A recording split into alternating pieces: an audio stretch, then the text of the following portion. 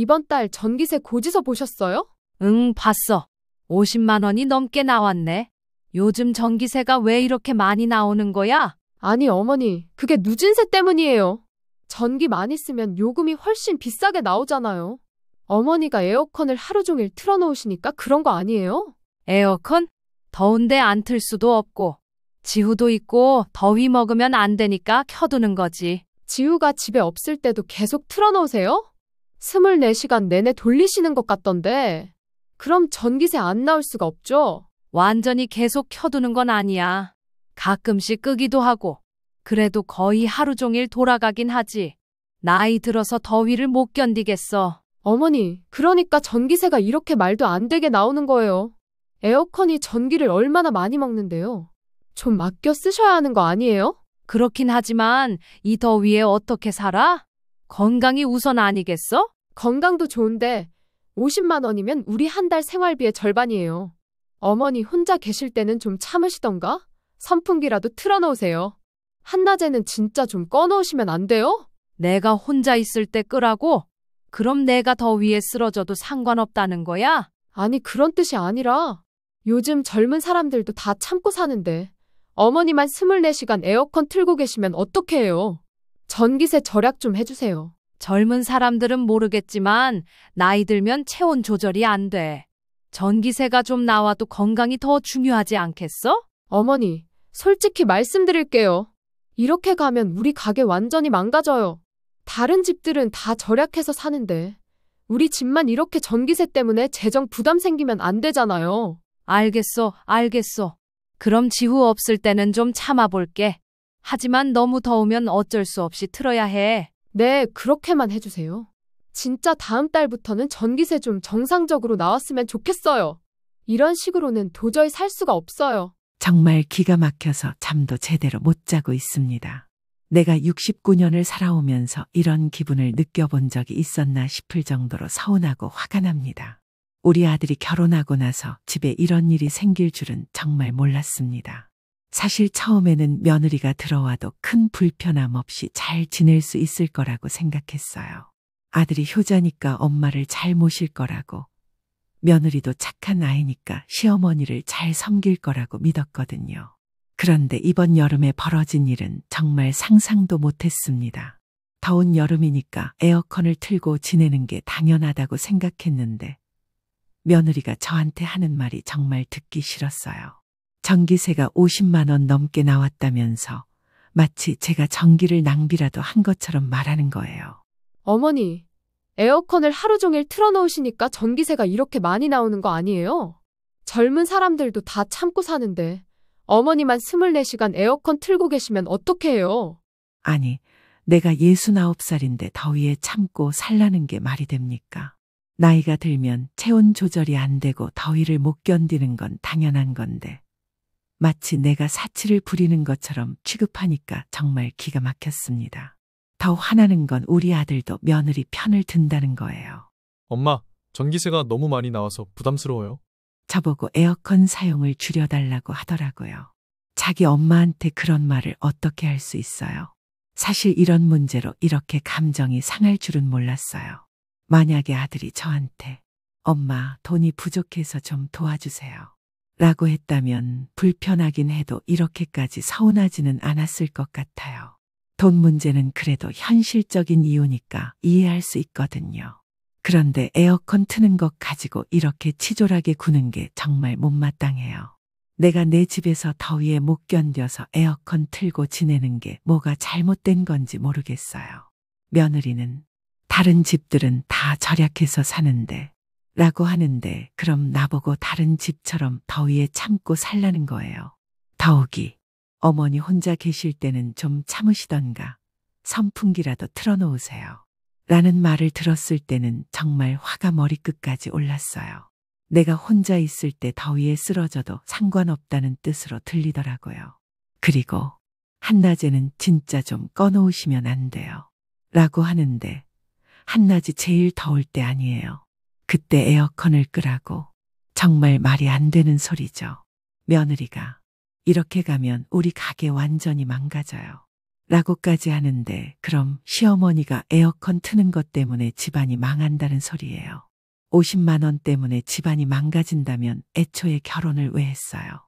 아들도 아들인데 엄마 좀만 참아줘요.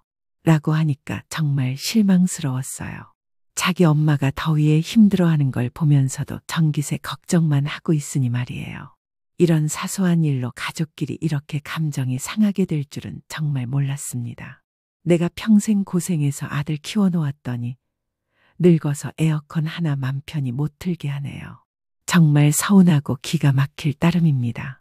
우리 남편이 평생을 어떻게 살았는지 생각해보면 정말 대단한 사람이었습니다.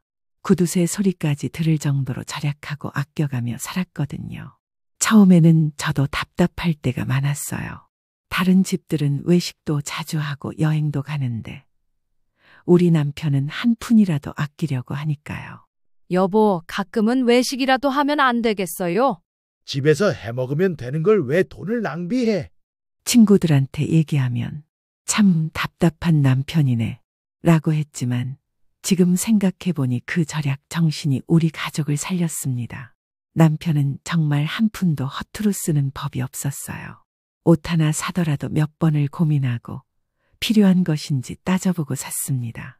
신문지 한 장도 버리지 않고 재활용했고 전기 한 번 더 켜는 것도 아까워했어요.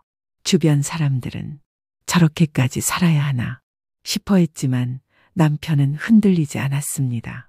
그런 절약 덕분에 우리는 빚 한 푼 없이 시작할 수 있었어요.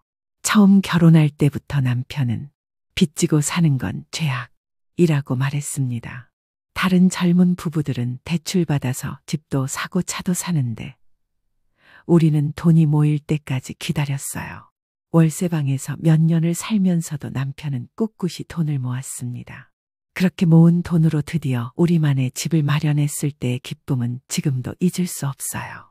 비록 작은 집이었지만 빚 없이 우리 손으로 산 집이라는 게 얼마나 뿌듯했는지 모릅니다. 남편이 이제 우리 집이야. 누구한테 눈치 보지 않고 살 수 있어. 라고 했을 때 정말 눈물이 날 뻔했어요. 집을 마련한 후에도 남편의 절약 정신은 계속되었습니다. 그렇게 또 돈을 모아서 시골에 있는 시어머니 집을 개조하기 시작했어요. 처음에는 왜 그런 시골집에 돈을 투자해? 라고 생각했는데 남편은 이미 계획이 있었더라고요. 여보, 이 집을 펜션으로 만들면 돈을 벌 수 있을 거야. 남편의 말을 듣고는 반신반의했어요. 그런 시골 동네에 누가 와서 돈을 내고 머물겠어요. 그런데 남편은 확신이 있었습니다. 요즘 사람들이 자연을 찾고 조용한 곳을 원한다는 걸 일찍부터 알아본 거예요. 시어머니 집 개조 작업도 남편이 직접 많은 부분을 했습니다.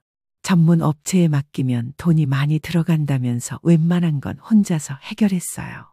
주말마다 시골집에 가서 페인트 칠하고 바닥 고치고 화장실 개조하고 정말 고생 많이 했습니다. 그렇게 해서 펜션 사업을 시작했는데 생각보다 손님들이 많이 찾아왔어요. 깨끗하게 잘 꾸민 시골집에서 하룻밤 머물며 휴식을 취하고 가더라고요. 남편의 예상이 맞았던 거죠. 그 펜션 수입 덕분에 우리는 경제적으로 훨씬 안정된 생활을 할 수 있게 되었습니다. 무엇보다 남편의 이런 경제적 태도가 우리 가족의 재정 관리에 정말 긍정적인 영향을 미쳤어요. 남편 덕분에 저도 자연스럽게 절약하는 습관이 생겼고 아이들도 돈의 소중함을 알게 되었습니다. 돈은 쉽게 벌리는 게 아니야. 한 푼 한 푼이 소중한 거야. 그렇다고 해서 남편이 자녀 교육에는 인색했냐면 그건 아니었어요. 오히려 아이들 교육에 관해서는 정말 아끼지 않았습니다. 다른 건 아껴도 교육비는 아끼면 안 된다. 는 게 남편의 철학이었어요. 아이들 학원비, 교재비, 체험학습비 같은 건 절대 아까워하지 않았습니다. 아들이 영어 학원을 다니고 싶다고 했을 때도 교육비는 투자야. 나중에 아이한테 도움이 될 거야. 라고 하면서 흔쾌히 보내줬어요. 피아노도 배우고 싶어 하면 피아노도 사주고 컴퓨터 학원 다니고 싶어 하면 그것도 보내주고 정말 자녀 교육에는 투자를 아끼지 않았습니다. 남편은 늘 우리가 아이들한테 남겨줄 수 있는 최고의 유산은 교육이야. 돈은 언젠가 떨어질 수 있어도 머리에 들어간 지식은 평생 갖고 다니는 거니까. 라고 말했어요. 그래서 다른 집 아이들보다 우리 아이들이 더 많은 교육 기회를 가질 수 있었던 것 같아요. 실제로 그 교육 투자 덕분에 아이들이 좋은 성과를 거두었습니다. 아들은 좋은 대학에 들어갔고 지금도 괜찮은 직장에 다니고 있어요. 어려서부터 다양한 교육을 받았던 덕분에 사회에 나가서도 적응을 잘 하더라고요. 남편의 경제적 안정 덕분에 자녀 교육에도 긍정적인 영향을 미칠 수 있었던 거죠. 만약 빚에 허덕이며 살았다면 아이들 교육비 마련하는 것도 힘들었을 텐데 미리미리 절약해서 모아둔 돈이 있으니까 교육에 투자할 여유가 생긴 거예요. 그리고 자녀 교육에 대한 투자는 정말 우리 가족의 가치관을 보여주는 거였어요. 돈은 아껴야 하지만 교육에는 투자해야 한다는 남편의 생각이 아이들한테도 자연스럽게 전해졌습니다. 아이들도 공부는 나를 위한 거구나. 부모님이 이렇게 투자해 주시는데 열심히 해야겠다. 는 마음을 갖게 되었어요. 이제 와서 생각해보니 남편의 그런 절약 정신과 교육에 대한 투자가 우리 가족을 지금까지 지켜온 힘이었던 것 같습니다. 비록 가끔은 답답할 때도 있었지만 그 덕분에 우리가 경제적으로 안정된 삶을 살 수 있게 되었거든요. 아들이 결혼한 지 겨우 1년 만에 벌어진 일은 정말 상상도 못했습니다.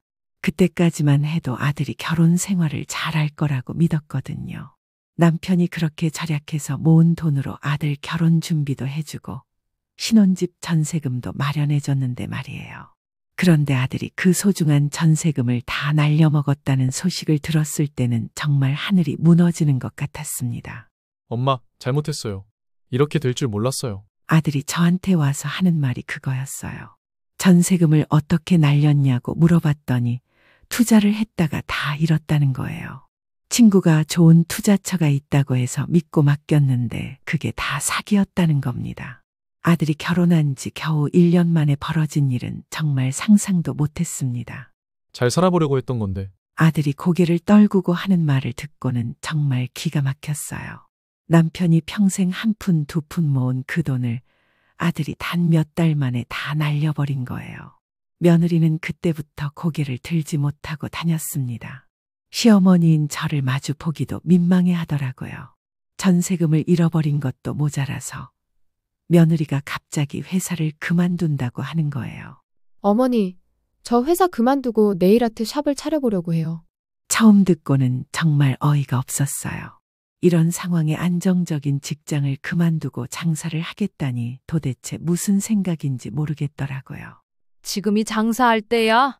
전세금도 날렸는데 또 돈을 투자한다고? 제가 이렇게 말해도 며느리는 꼭 성공시켜보겠다 고 하더라고요. 아들도 아들인데 며느리 편을 들면서 엄마 한번 믿어봐요 라고 하는 거예요. 그래서 할 수 없이 네일아트 샵 차리는데 또 돈을 대줬습니다. 남편이 모아놓은 비상금까지 써가면서 말이에요. 며느리는 정말 열심히 했어요. 아침 일찍부터 밤늦게까지 가게에서 일하고 손님 유치하려고 이벤트도 하고 SNS에 홍보도 하고 처음에는 손님들이 조금씩 오더라고요. 어머니, 이번 달은 매출이 괜찮았어요 라고 하면서 희망적으로 말하기도 했고요. 그런데 문제는 손님이 많이 와도 수익이 별로 안 난다는 거였어요. 재료비도 많이 들고 임대료도 만만치 않고 각종 관리비까지 나가다 보니까 순수익이 거의 남지 않는 거예요. 그것도 모자라서 며느리가 어머니, 이번 달 임대료가 좀 부족해요 라고 하는 일이 생겼어요. 매달 적자를 메꾸느라 저희가 또 돈을 대주게 되었습니다. 이번 달만 도와주시면 다음 달부터는 괜찮을 거예요. 다음 달이 되어도 상황은 똑같았어요. 며느리는 정말 최선을 다했지만 현실은 녹록하지 않았습니다. 코로나까지 터지면서 손님들이 더 줄어들기 시작했고 매출은 계속 떨어졌어요. 그래도 며느리는 포기하지 않으려고 했어요. 조금만 더 버티면 괜찮아질 거예요 라고 하면서 계속 버텼거든요. 하지만 적자는 계속 늘어만 갔고 저희가 메꿔주는 돈도 점점 많아졌습니다. 아들은 그 사이에 또 다른 일로 돈을 잃었어요. 지인이 투자하라고 권한 주식에 손을 댔다가 또 손실을 본 거예요. 엄마, 이번에는 확실하다고 했는데. 아들이 또 이런 말을 하니까 정말 화가 났어요. 전세금 날린 것도 모자라서 또 투자에 손을 대다니 도대체 언제까지 이런 일이 반복될 건지 모르겠더라고요. 며느리의 네일아트 샵은 결국 1년 반 정도 버티다가 문을 닫게 되었습니다. 어머니, 정말 죄송해요. 더 이상은 안 되겠어요. 며느리가 눈물을 흘리면서 하는 말을 듣고는 마음이 복잡했어요. 그동안 저희가 메꿔준 돈만 해도 몇 천만 원이 넘었거든요. 남편이 평생 절약해서 모은 돈이 이렇게 다 사라져버린 거예요. 폐업 수속을 밟으면서도 임대료며 각종 정리비용이 또 들어갔습니다. 보증금도 다 못 받고 가게에 있던 장비들도 헐값에 처분해야 했어요. 이렇게 될 줄 알았으면 애초에 시작하지 말았을 텐데. 며느리가 이렇게 말하는 걸 듣고는 정말 허탈했습니다. 그때서야 며느리도 현실을 깨달은 것 같더라고요. 장사라는 게 생각처럼 쉬운 일이 아니라는 걸 말이에요. 아들과 며느리가 이런 경제적 어려움에 빠지면서 우리 집 분위기도 완전히 바뀌었어요. 예전에는 그래도 웃음소리가 나는 집이었는데 이제는 모두가 조심스러워하며 지내게 되었습니다. 명절이나 가족 모임 때도 예전 같지 않아요. 다들 경제적인 걱정 때문에 마음 편히 지내기가 어려워졌거든요. 남편이 그렇게 힘들게 모은 돈이 이렇게 다 없어져 버리니까 정말 허무하고 화가 났습니다. 그래도 아들이니까, 며느리니까 도와주긴 했지만 속으로는 정말 답답하고 서운했어요. 앞으로는 정말 조심해서 살아야겠다고 아들이 말하지만 과연 믿을 수 있을지 모르겠어요. 이미 몇 번이나 같은 말을 들었거든요. 이제는 저희도 예전만큼 여유가 없어졌습니다. 펜션 수입이 있긴 하지만 아들네 도와주느라 쓴 돈이 워낙 많아서 우리 노후 자금까지 걱정이 되는 상황이에요. 며느리 가게가 문을 닫고 난 후 몇 달이 지났을 때였습니다. 아들이 저희한테 와서 뭔가 말하려고 하는데 평소와는 다른 모습이더라고요.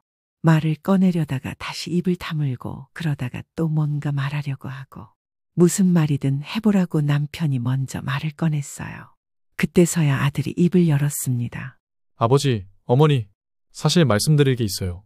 아들의 표정을 보니 또 무슨 문제가 생긴 건 아닌가 싶어서 마음이 불안했어요. 그동안 아들 때문에 워낙 고생을 많이 해서 아들이 심각한 표정을 지으면 자동으로 걱정부터 되더라고요. 이사를 가야 할 것 같아요. 아들이 드디어 꺼낸 말이 그거였어요. 남편은 아들의 말을 듣고 단순히 그래, 알겠다 라고 위로만 할 수는 없었던 것 같아요. 아들이 지금까지 벌인 일들을 생각하면 이번에도 또 무슨 문제가 있는 건 아닌지 의심스러웠거든요. 이사를 왜 가야 하는데? 지금 사는 집이 뭐가 문제야?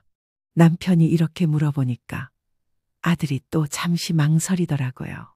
말을 고르고 있는 게 눈에 보였어요. 아들이 이렇게 망설일 때는 보통 좋지 않은 소식이 있을 때였거든요. 사실 지금 사는 집이 너무 부담스러워요. 아들이 드디어 속마음을 털어놓기 시작했어요. 전세금을 잃어버리고 가게도 망하고 지금까지 벌어들이는 수입으로는 현재 생활을 유지하기가 어렵다는 거였어요. 그래서 어떻게 하겠다는 거야? 제가 이렇게 물어보니까 아들이 자신의 계획을 설명하기 시작했습니다. 형편을 고려해서 전세 자금 대출을 받아서 작은 집으로 이사를 가거나 아니면 월세로 사는 걸 생각하고 있어요. 아들의 말을 듣고는 정말 복잡한 마음이 들었어요. 남편이 그렇게 절약해서 마련해준 집에서 못 살게 되었다는 것도 서운하고 또 대출을 받겠다고 하니까 걱정도 되었거든요. 대출을 받으면 이자도 내야 하는데 그럼 더 부담스러워지는 거 아니야? 남편이 이렇게 말하니까 아들도 그 부분을 고민하고 있다고 하더라고요. 그래서 월세도 생각해보고 있어요. 월세면 목돈이 덜 들어가니까요. 하지만 월세도 매달 나가는 돈이니까 결국은 부담이 되는 건 마찬가지였어요. 며느리는 그동안 아무 말도 안 하고 있다가 이때서야 입을 열었어요. 정말 죄송해요, 어머니. 저 때문에 이렇게 된 것 같아서. 며느리가 고개를 숙이고 하는 말을 듣고는 마음이 착증했어요. 물론 며느리의 가게 때문에 돈이 많이 들어간 것도 사실이지만 그렇다고 해서 며느리만 탓할 수는 없었거든요. 아들도 투자로 돈을 잃은 것도 있고 여러 가지가 겹쳐서 이런 상황이 된 거니까요. 그럼 어디로 이사를 갈 생각이야? 제가 이렇게 물어보니까 아들이 몇 군데 알아본 곳이 있다고 하더라고요. 지금보다 훨씬 작은 집이지만 그래도 가족이 살기에는 충분하다고 했어요. 전세 자금 대출을 받으면 지금보다는 부담이 줄어들 것 같아요. 아들의 말을 듣고 남편과 저는 한참 고민했습니다. 사실 저희가 다시 도와줄 수도 있었지만 그동안 워낙 많은 돈을 써서 저희 형편도 예전 같지 않았거든요. 그리고 무엇보다 아들이 스스로 해결해 보려고 하는 마음이 보여서 이번에는 지켜보기로 했어요. 그럼 이사 갈 집을 제대로 알아보고 결정해라. 성급하게 하지 말고. 남편이 이렇게 말하니까 아들이 고개를 끄덕였어요. 네, 신중하게 알아보고 결정할게요. 아들의 이사 제안을 듣고 나니까 여러 생각이 들었어요. 한편으로는 아들이 현실을 받아들이고 자신의 형편에 맞게 살려고 한다는 게 다행스럽기도 했고, 다른 한편으로는 이렇게까지 되어야 했나 싶어서 안타깝기도 했어요. 이번에는 정말 신중하게 살아야 해. 더 이상 무리하지 말고. 네, 알겠어요. 아들의 대답을 듣고는 조금이나마 안심이 되었어요. 이제라도 아들이 현실을 인정하고 분수에 맞게 살려고 한다면 앞으로는 좀 나아질 수도 있을 것 같았거든요. 그런데 며칠 후에 아들이 다시 찾아와서 하는 말이 또 달랐어요. 처음에는 작은 집으로 이사를 가겠다고 했는데 이번에는 다른 얘기를 꺼내더라고요. 어머니, 사실 알아보니까 더 좋은 전세집이 있어요. 아들이 이렇게 말하는 걸 듣고는 또 무슨 소리인가 싶었어요. 형편이 어려워서 작은 집으로 이사를 간다고 해놓고 갑자기 더 좋은 집으로 가고 싶다니 말이 안 되잖아요. 더 좋은 집이라고? 너 지금 무슨 소리 하는 거야? 제가 이렇게 물어보니까 아들이 자신의 계획을 설명하기 시작했어요. 지금보다 조금 더 좋은 곳인데 교통도 편하고 주변 환경도 좋아요. 아들의 말을 듣고는 정말 어이가 없었어요. 지금까지 돈 때문에 고생하고 가게도 망하고 그래서 이사를 간다고 해놓고 더 좋은 집을 원한다니요. 그런 집으로 가려면 돈이 얼마나 들어가는데? 남편이 이렇게 물어보니까 아들이 대답하는 게 더 가관이었어요. 대출을 절반 정도만 받고 나머지는 어머니가 좀 보태주시면 될 것 같아요. 아들의 말을 듣고는 정말 기가 막혔습니다. 지금까지 전세금 날리고 가게 망해서 돈 대주고 그런 상황에서 또 돈을 보태달라고 하는 거예요. 야, 너 지금 정신이 있는 거야? 지금까지 우리가 얼마나 도와줬는데 또 돈을 달라고? 제가 화를 내면서 이렇게 말하니까 아들이 변명을 시작했어요. 어머니, 이번에는 정말 마지막이에요. 좋은 집으로 가서 안정적으로 살게요. 하지만 저는 그런 말을 몇 번이나 들었는지 모르겠어요. 투자할 때도 이번에는 확실하다고 했고 가게 할 때도 꼭 성공시키겠다고 했는데 다 망했잖아요. 그렇게 큰 돈을 어떻게 보태주니? 제가 이렇게 반문하니까 아들이 좀 당황하는 것 같더라고요. 사실 저희도 그동안 아들 도와주느라 쓴 돈이 워낙 많아서 이제는 그렇게 큰 돈을 내줄 만큼 여유가 없었거든요. 펜션 수입이 있긴 하지만 그것도 한정적이고 저희 노후 자금도 생각해야 하는 상황이었어요. 어머니, 그냥 조금만 도와주세요. 정말 이번이 마지막이에요. 아들이 이렇게 말하지만 도저히 믿을 수가 없었어요. 며느리도 옆에서 어머니, 죄송해요라고 하면서 고개를 숙이고 있었지만 그것도 이제는 진부하게 느껴졌어요. 너희들이 지금까지 한 일을 생각해봐.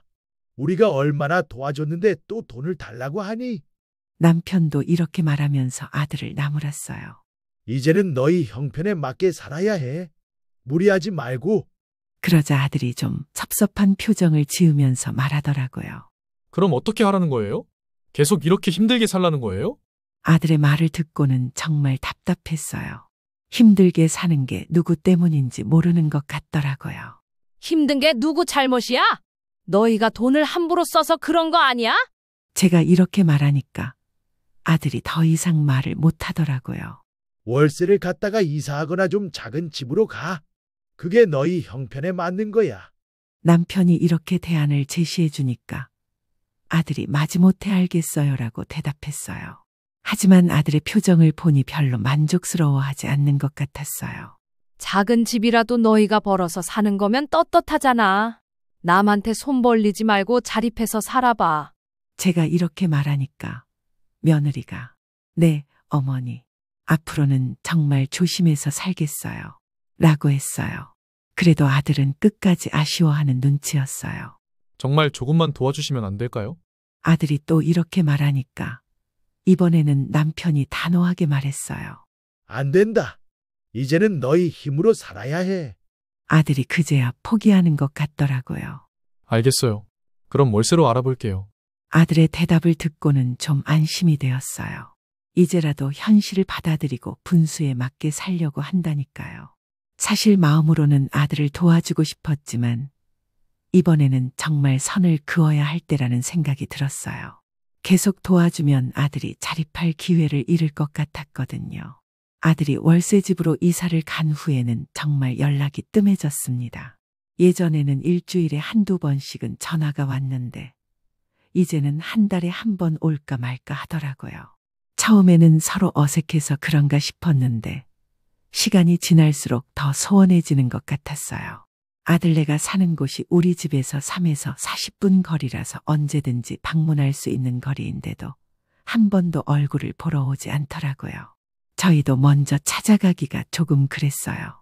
그동안 돈 문제로 여러 번 마찰이 있었던 터라 괜히 찾아갔다가 또 무슨 일이 생길까봐 걱정되었거든요. 남편도 아들이 자립해서 사는 게 좋은 거야. 우리가 너무 간섭하지 말자. 라고 했지만 마음 한편으로는 섭섭했어요. 그렇게 반년 정도가 지났을 때였습니다. 갑자기 아들한테서 전화가 왔어요. 어머니, 좋은 소식이 있어요. 아들의 목소리가 평소보다 훨씬 밝더라고요. 무슨 좋은 소식이야? 제가 이렇게 물어보니까 아들이 기쁜 목소리로 대답했어요. 아내가 임신했어요. 이제 곧 할머니가 되실 거예요. 그 소식을 듣고는 정말 기뻤어요. 그동안 소원했던 것도 있고 손자를 만날 생각에 마음이 설레었거든요. 정말이야? 언제쯤 태어날 예정이야? 제가 이렇게 물어보니까 아들이 자세히 설명해 주더라고요. 임신 초기지만 산부인과에서 건강하다고 했다는 거예요. 그 이후로 아들네와의 연락이 부쩍 잦아졌습니다. 어머니, 임신해서 몸이 좀 힘들어요. 어머니, 아내가 입덧이 심해서 고생하고 있어요. 예전에 소원했던 관계가 점점 회복되는 것 같아서 마음이 좋았어요. 역시 아이가 생기면 가족의 끈이 더 단단해지는 것 같더라고요. 임신 중기가 되어서는 며느리가 직접 찾아와서 배를 보여주기도 했어요. 어머니, 아기가 많이 자랐어요. 손 대보세요. 며느리가 이렇게 말하면서 제 손을 자기 배에 올려놓더라고요. 정말 아기가 움직이는 게 느껴져서 너무 신기하고 감동적이었어요. 그런데 출산이 가까워질수록 아들이 다른 얘기를 꺼내기 시작했어요.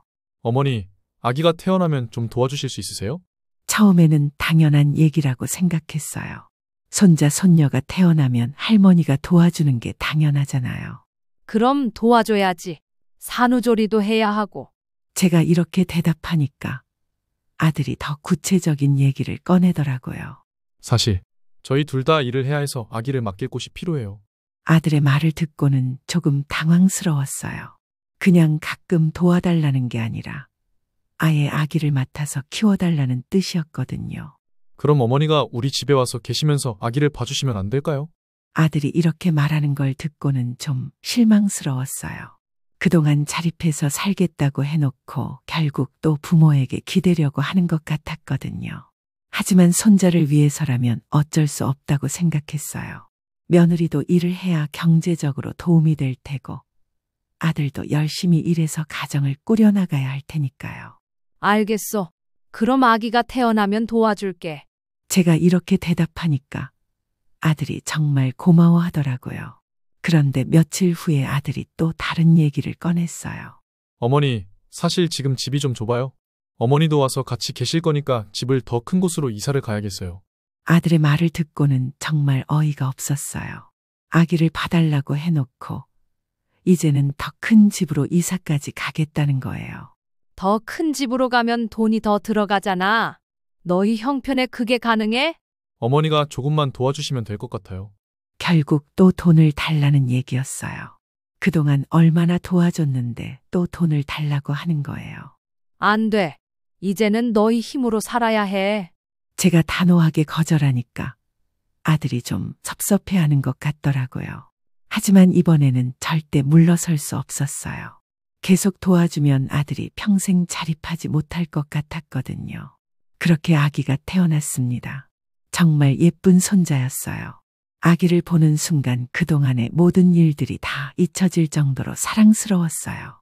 처음 며칠은 산후조리원에서 지냈지만 집에 오고 나서는 제가 거의 매일 가서 아기를 돌봐줬어요. 며느리는 출산 후 몸이 약해져서 회복이 필요했고 아들은 일을 나가야 했으니까요.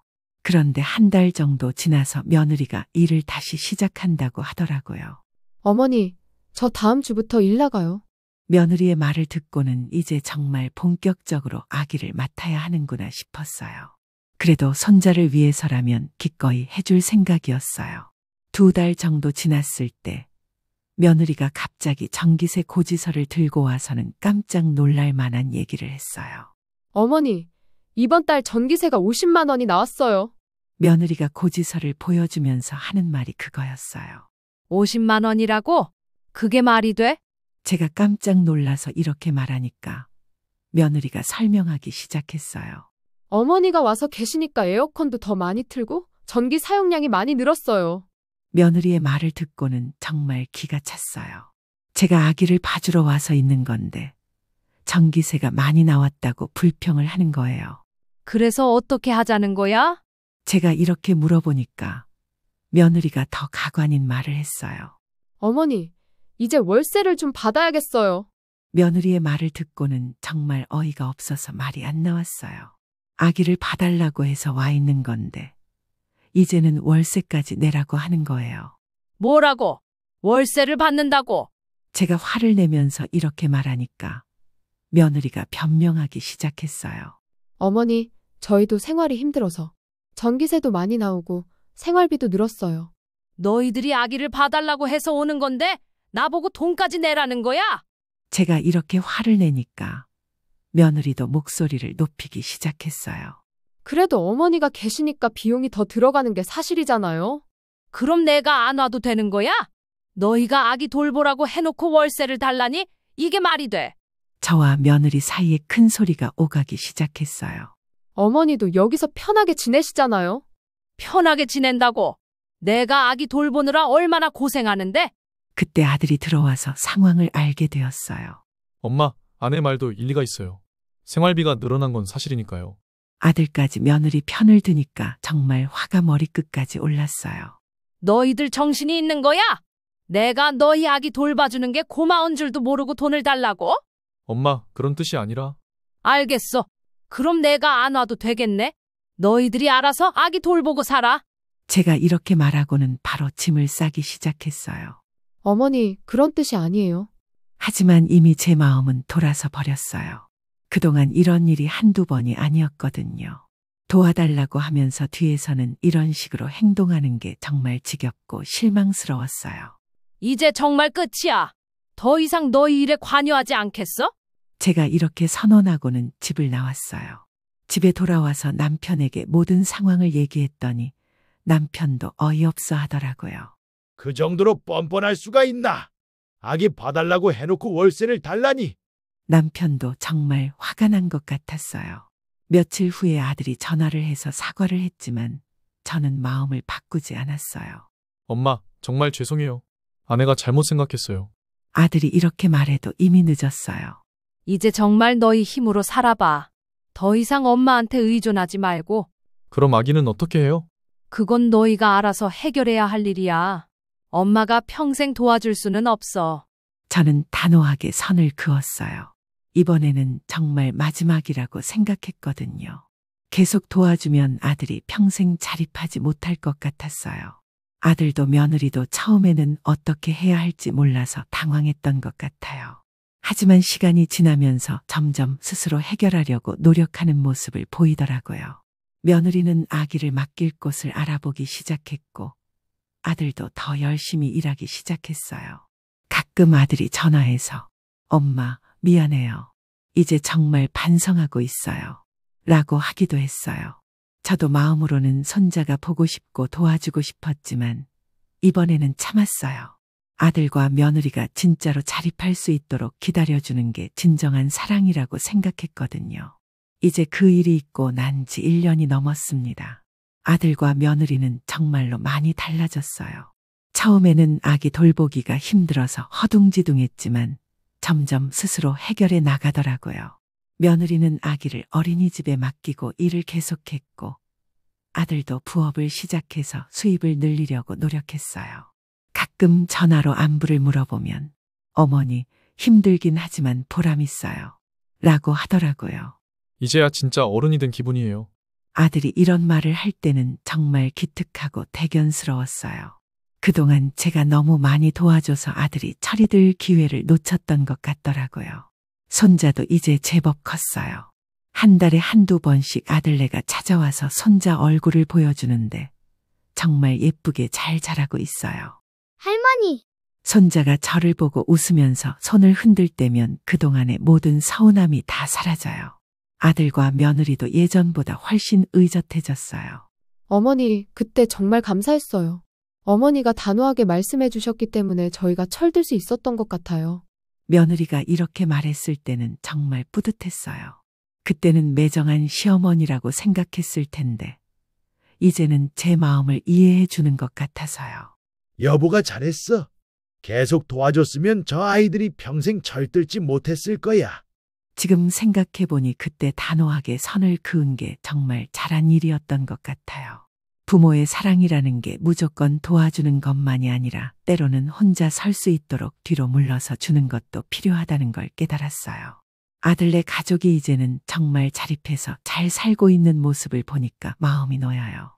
비록 돈은 많이 잃었지만 아들이 진짜 어른이 되었으니까 그것만으로도 충분하다고 생각해요. 이제는 저희 부부만의 시간도 소중하게 느껴져요. 펜션 일도 하고 가끔 여행도 가고 우리만의 노후를 즐기면서 살고 있어요.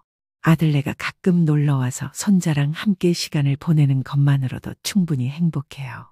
어머니, 건강하게 오래 사세요. 저희가 이제는 어머니를 모실게요. 아들이 이런 말을 할 때면 정말 기특하고 고마워요. 그동안의 모든 고생이 다 보상받는 기분이에요. 앞으로도 아들네 가족이 스스로 잘 살아갈 수 있을 거라고 믿어요. 그리고 저희 부부도 건강하게 오래 살면서 손자가 자라는 모습을 지켜보고 싶어요. 때로는 단호한 사랑이 진짜 사랑이라는 걸 이제야 제대로 알 것 같아요.